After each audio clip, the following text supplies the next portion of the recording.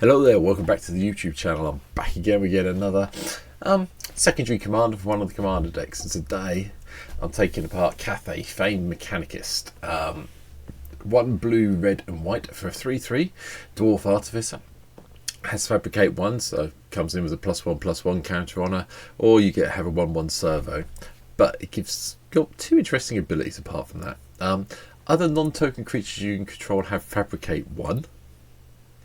Okay, and then you can pay 2 and tap her and choose one. You can either populate, so copy a token you control, get another copy of that token, or you can proliferate, go through it and put extra counters on creatures you control. So they've got +1/+1 counters on them, you can give them all +1/+1 counters. I think the same is true for energy, poison tokens definitely if you manage to do poison on someone. So yeah, it's an interesting secondary commander from the deck, and I decided to take her and see if we could do something with her just on her own and have her own deck. So that is what today's deck is, and here we go.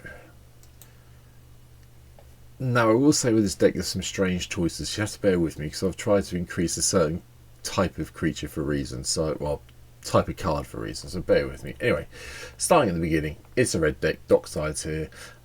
Yeah, that's here. Then we have the Golden Mirror, the Iron Mirror and the Silver Mirror, all acting as ramp cards for a change.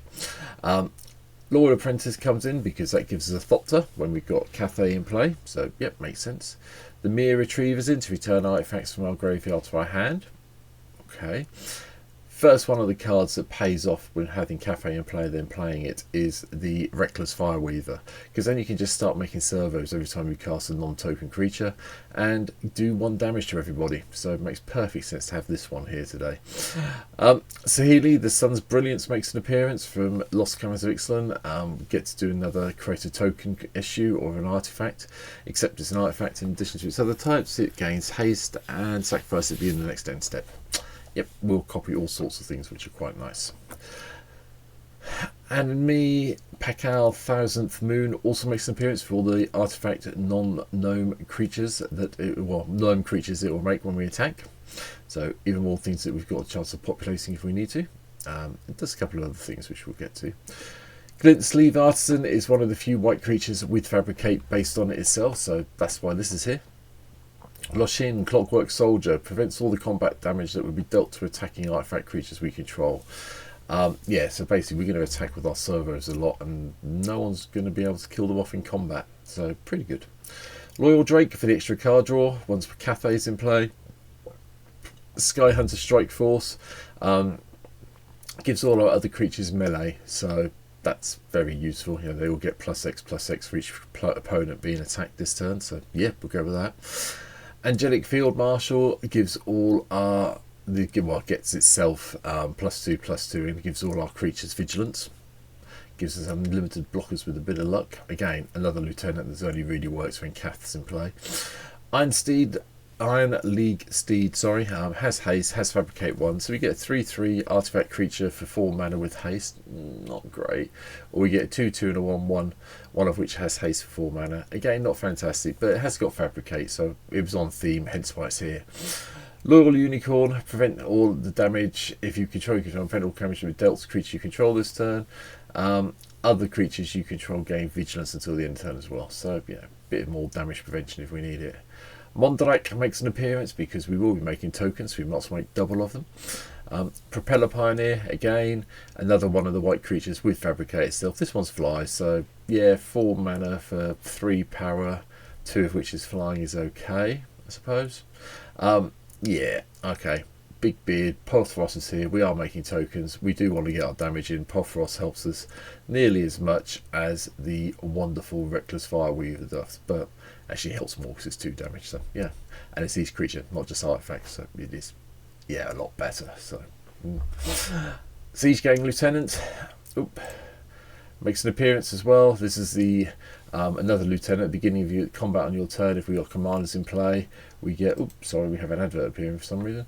We get 2 goblin creature tokens and they gain haste until the end of the turn, and we can sack them off to deal 1 damage to any target. Lovely card, go and pick it up here and got one already. Works really well with this deck. Because I'm really interested in artifacts, how to play Urza, you can drop this one out quite happily and not worry about it if you want to. But he is here. Yes, he's a target. Yes, if you play him, he makes yourself a target. Just be aware of that if you're doing that today. Yeah. Urza, the other version of Urza, Prince of Krug, is also here. So it pumps all our artifact creatures up by +2/+2. So our servos suddenly become 3/3s. And then we get to create copies of a target artifact you control, except as 1/1 soldier creature in addition to its other types. Thank you very much. Like it. Great in this deck. Visionary Augmenter, again, 4 mana with Fabricate 2, which I actually prefer because you get 4 mana and you get 4 powers worth of stats, so I'm happy with that.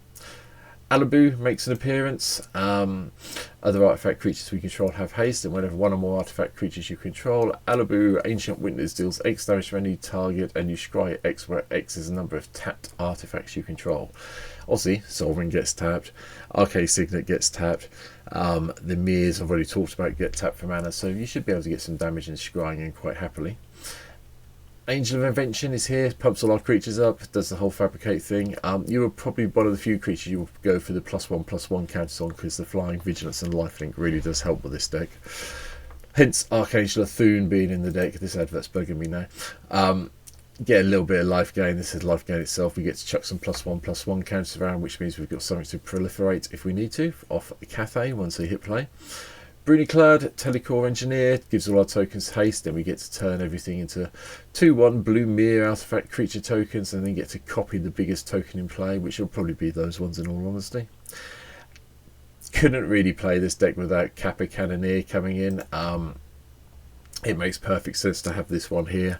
We have got a lot of artifacts that we can help pay its cost for, and don't forget all the servers entering the battlefield make this bigger and unblockable, so you should be able to get through your damage quite quickly, and Ward 4 is a pain for anyone to deal with. Ojatak, we're going to treble up on the creature tokens. Only reason it's here in an extra land.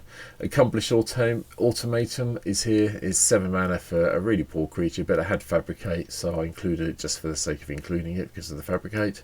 And Tyrant's Familiar. It gets, as long as you control your commander, it gets +2/+2, and whenever it attacks, it deals 7 damage to target creature defending player controls. Just a little bit of a backup big fly I think we needed in the air just in case. Only one Planeswalker in the deck. Saheeli, Filigree Master, is here. Whenever you tap an untapped artifact you control, if you do, draw a card. So yeah, -2 get some Thopters, -4 you get an emblem with artifact creatures you control get +1/+1, and artifact spells cost 1 less to cast. If you can protect this, you can +1 one turn and then do the -4 to get the emblem. So make sure you've got protection in play when you play Saheeli. Spell wise, there's a few expected ones. Corporal Protection is here from the clue set. Target creature you control gains Myriad, so if you attack with that creature you get an extra copy of it attacking each other player. But you can overload it for 7 mana for double red, double blue and 3. So all your creatures get this, and yeah, you can make a mess of the board very, very quickly. Cyclonic Rift helps us control the board along with Chaos Warp and Wrath of God and Blasphemous Act. They're all in. Gerard's Belligerence is here. It's lovely. You get to do 2 red and X and get to deal all that damage however you want to creatures, and then you get to populate. That's fine. Angel Fire Ignition just puts a couple of +1/+1 counters on target creatures, so you've got a proliferate target with Cayth if you need to. It gives it Vigilance, Trample, Lifelink, Indestructible, and Haste until the end turn, and you can flash it back. So nice way if you need to get some damage in early and gain a bit of life back. And maybe get a little bit of damage through. Yes, we've got Jessica's Will here. Makes complete sense. There's no reason not to play it in a red deck anymore. Teferi's Protection, Unbreakable Formation are here to protect our board. Chroma's Will is just like, right, I'm going to win the game now. Thank you very much. Cast it, get everything. Bye-bye everybody in play. The rest of it I've covered. Artifact-wise, just straight up artifacts. Elixir of Immortality for when it goes wrong. Boots, the Lava Spur and the Swift Foot are here to protect Cayth and go haste if we need to. Soul Ring, Arcane Signet, Thought Vessel, not too much in the way around because of the mirror we have in earlier. But we do have some extra things. So Inspiring Statuaries here. Non-artifact spells you cast have Improvise, and with the amount of servo token creatures we have in play, we should be able to do that quite happily. And Panharmonicon makes an appearance. We have quite a few things that have comes into play abilities. Fabricate, yep, let's double up. So you know, get a servo and a +1/+1 counter on each creature. Thank you very much. I will cope with that entirely. Enchantments, there's a few. Impact Tremors backs up the other two we've already talked about when creatures enter the battlefield to do the damage. Feywild Visitor, so if Cayth does get in for damage, we get a 1/1 blue fairy dragon creature token with flying, but it's all our creatures, so you know they've got to be non-tokens, so hopefully we'll be able to get in a few of the non-servo creatures to get the extra fairy flyers. Inspiring Leader is obviously here because we are having a lot of tokens, so we might as well pump them up that way. Muster the Departed, enters the battlefield, we get a 1/1 white flying spirit creature token, and then we get to populate if a creature has died. Okay, that's fine. Warleader's Call, it does the whole let's do damage when a creature enters play and pumps all our creatures up. I am making tokens, Anointed Procession had to be here. Efficient Construction is also in the deck. We do have quite a few artifacts between the 8 you can see above at the top of the screen here, plus all the creatures that are artifacts. We have enough to make it worthwhile playing this to get the Thopters. Thopter Spy Network is even better because it gives us a Thopter each turn as long as we control an artifact at the beginning of our upkeep.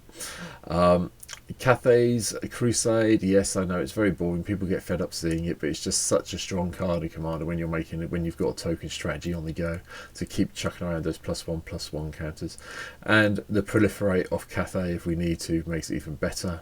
And then I had a slot left, and I could have gone 39 lands, but I decided to go with the Song of the World Soul because I haven't played much of it recently, and yeah, cast a spell, we get to populate. Makes sense to me once we get 6 mana in play and get this out. Lands, blue, white and red lands all the way through. Nothing completely unexpected here at all. No changes to anything. You know, Temple of the False God still here. Reliquary Towers here, the temple's there, we've got the advert back again. And yeah, it works. And that is it for today's deck. I think Cayth is fun. Is this the strongest build of it? No, there would probably be this is probably one of the commanders that people come back to in a year's time and go, oh my god, this is broken now. That's my personal take on it anyway. I know there are multiple ways you could untap it, untap Cayth and do it that way and keep doing the proliferate thing. That's another way to go if you want to, but I like this way. I like playing with servo tokens and I like doing token decks, so hey, you don't like it, sorry. But for now, I'll be back tomorrow. There's one more of the backup commanders to cover. That'll be tomorrow's video, and then next week there'll be a poll up for what you want me to do next week. So for now, thank you for watching, take care, and I'll hopefully see you tomorrow. Hit the subscribe button if you haven't, please. Thank you. Bye.